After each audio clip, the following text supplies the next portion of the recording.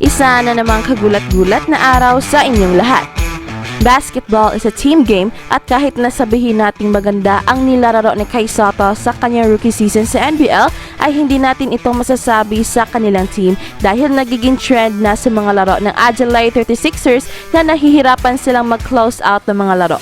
And one of the culprits is of course ang kanilang coach dahil siya ang leader ng team. At lahat ay nasa kanyang balikat at ito'y napakalaking responsibility as the head coach. At nagugulat ang buong mundo na nag-tweet ang isa sa mga kilalang sports figures ng Australia na si John Casey na meron daw cancer si Coach CJ Bruton. Isang nakakagimbal na balita dahil siya pa naman ang target ng mga bad comments and reactions galing sa mga critical basketball fans na hindi nagugustuhan ang kanyang style of coaching. And with this news, we are offering our prayers for his fast recovery. Although sa ngayon ay considered healed na ang karamdaman ni Coach CJ Bruton after a successful surgery, but still kailangan pa niya ng regular check-ups to make sure na hindi na ito babalik.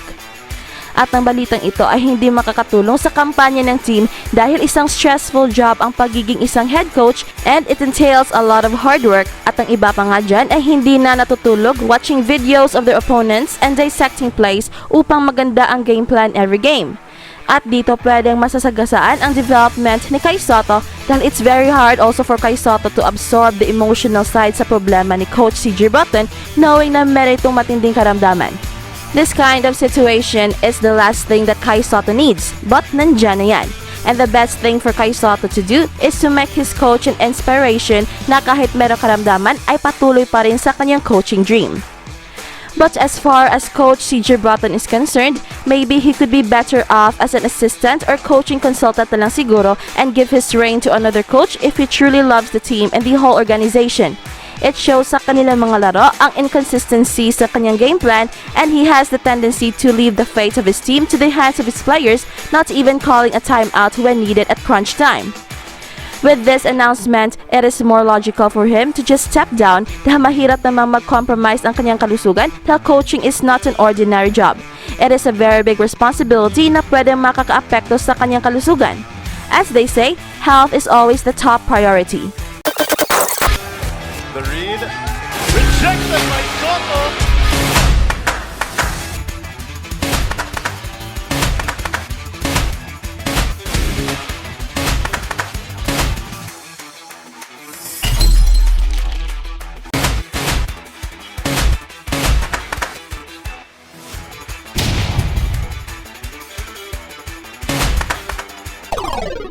And if the team will not perform according to expectations, ay alam naman natin na nasa mga balikat ng head coach ang pananagutan at yan ang ayaw nating mangyayari.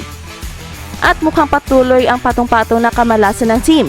Just before the season started ay nag-resign or pinalayas ng team ang head coach na kumuha ni Kai Sotto na si Coach Connor Henry. Then just recently ay nag-resign na ang general manager na kumuha ni Kai Sotto na si Jeff Van Groningen at nagka-injury pa si Isaac Humphries. At ngayon naman nalalaman natin na merong iniindang malalang sakit si Coach CJ Bruton. Talagang ginulat nila si Kai Sotto sa napakaraming pangyayari. At sana ito ay mga blessings in disguise lamang and at the end of the day ay makikita natin ang bunga ng mga movements na ito. Kai Sotto needs a peace of mind galing sa kanyang team, galing sa kanyang mga coaches at galing sa kanyang mga teammates. Kai Sotto needs all the support sa kanyang basketball career at napaka-crucial dito si Coach CJ Bruton dahil siya ang may hawak sa kanyang playing time at sa kanyang role sa team. To Coach CJ Bruton, I know you are a great coach kaya nga kinuha ka ng Adelaide 36ers dahil alam nila kung gaano ka kagaling. But I think it's high time to reflect kung ano ang mas importante, ang iyong career ba or ang iyong kalusugan. Kai Sotto for once deserves a coach who knows how to use his skills and talent. Perhaps a coach who is physically fit sa pagiging head coach. I have nothing against you, Coach CJ. In fact, bilib na bilib ako sa iyo dahil kahit papaano ay maganda naman ang nilararo ni Kai Sotto kahit na hindi siya pinapasahan ng mga point guards. Kahit na sariling sika palagi ang kanyang mga puntos. Kahit na noona siya palagi sa mga fast breaks and open na siya ay hindi pa rin bibigyan ng bola. But yet, you were able to make Kai Sotto shine. But if Coach CJ Bruton feels that he is in the pink of health, that he is now in great physical condition and in excellent well-being, ay wala tayong problema dyan. In other words, kasama dyan na haharapin niya ang mga comments and reactions ng mga Pinoy fans dahil pinili niyang mananatili bilang head coach. And the perception na meron siyang sakit should not be a reason na hindi na siya pwedeng punain sa kanyang pagiging coach. At sa mga Pinoy sa buong mundo, ay siguro dapat nating suportahan ang isang foundation na nagsusulong na makalikom ng pundo to support sa mga taong merong karamdaman na katulad kay Coach CJ Bruton. You may visit the Twitter page of the Hospital Research Foundation Group at ilalagay natin ang link sa description page at sana ay magtutulungan tayo. Any amount will be welcome po. At huwag magpahuli dahil baka magugulat na lang kayo sa mga bagong balita. At kung nagugustuhan niyo ang ating channel ay huwag kalimutang pindutin ang like and subscribe button at pati na rin ang notification bell upang updated kayo sa mga nakakagulat na balita. Salamat and see you around! Well, new 36ers coach CJ Bruton took charge of his team for the first time today, declaring they're good enough to play finals for the first time since 2018. Bruton has just 7 weeks to prepare his team due to a health scare. CJ Bruton was appointed 5 weeks ago, but emergency surgery delayed his arrival in Adelaide. Had a gland removed. Doctors came back with some news that wasn't so good, but I'm here in Adelaide. I've got doctors here that will take care of me. And he's not concerned that he has just 7 weeks to prepare for the first game of the season. For me right now, you prepare like you're preparing for an Olympics or a World Cup. This is the time frame that you've got, and you've got to put it in, and then you have some pre-season games here or there, and it will come together as you go through it. While sharpshooter Dusty Hanners and fellow import Todd Withers have hit the ground running, the Sixers will keep their third import spot open until the season is underway. Had a lot of calls from agents and players around Australia and overseas, because as you know, we've got one import spot to bring in, and we've got an Australian player to bring in. CJ Bruton has done it all as a player. 6 NBL championships, the Olympics and a Commonwealth Games gold medal. And he's determined to bring success back to the 36ers. Interesting to see how this all comes together for us to continue to grow and be number 1 team in the competition. John Casey, 7 News.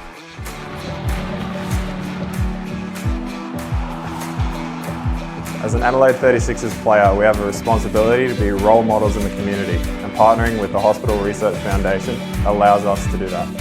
We're thrilled at the Hospital Research Foundation to have the Adelaide 36ers in our corner when it comes to fighting disease and illness in our community. Teamwork is vital in creating a successful club, and I feel the Foundation's Together Fight emphasises how important it can be to fight against disease and illness. It's great to play at a club that is partnering with such a well-respected organization in the community.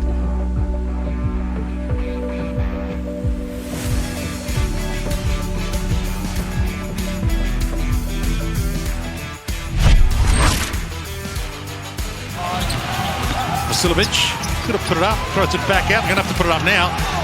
And did he get it away in time? Did he get that off? He sure did. All right. Johnson takes some time, back out. Withers. All right now. 36ers up and about it. Multiple guys potentially against the Sydney Kings. They like to play fast. It's a good outlet pass. Someone's going to have to stop that earlier. Bairstow finds his range early. Picture with the Dodgers. Comes from great stock. One last chance on the fly. Can you believe it? I'm worried about Jalen Adams. Look at the little Baseball that is pass. a baseball bullet. That is good. That is as pretty as it looks. Look at that pass. And that is absolute money. Barely even hits the net and it goes through that perfect. Good pass from Daniel Johnson. Adams, that little up fake hesitation. And putting the hammer down. Goodness! Cooks. Oh my goodness! That is just straight verts. Look at this. Just one step and bang. Last say of the quarter for the 36ers. McCarron time. And the captain looks at the crowd and says, "Come with me, boys." McCarron. Dusty Hanners. Got a little bit of room to move.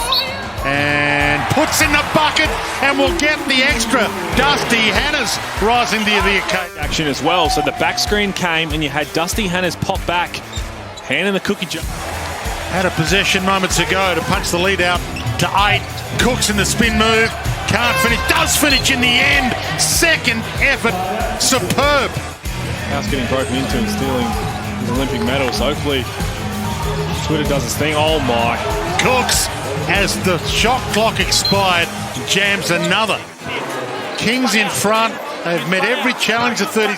Sunday Detch inside the last minute for the lead back. Dusty Hannahs, part of the C's, and the floater in. Fouls on Jarrell Martin. Dusty Hannahs.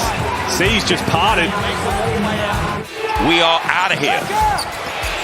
Adams is here the man. Step back 3. A heartbreaker. Warm that plane up. We are out of here. The timeout, but Jalen Adams couldn't get past Cam Bairstow the other 2 times. Doesn't need to. This one just knocks it down from ultra deep. He is legit. Oh man. Best player. No, just you just kidding. 3-pointer to tie it up and take it to overtime. DJ. Oh, tough man. step back 3. Wow, a heartbreaker for the 36ers, and it might have been a 2-2.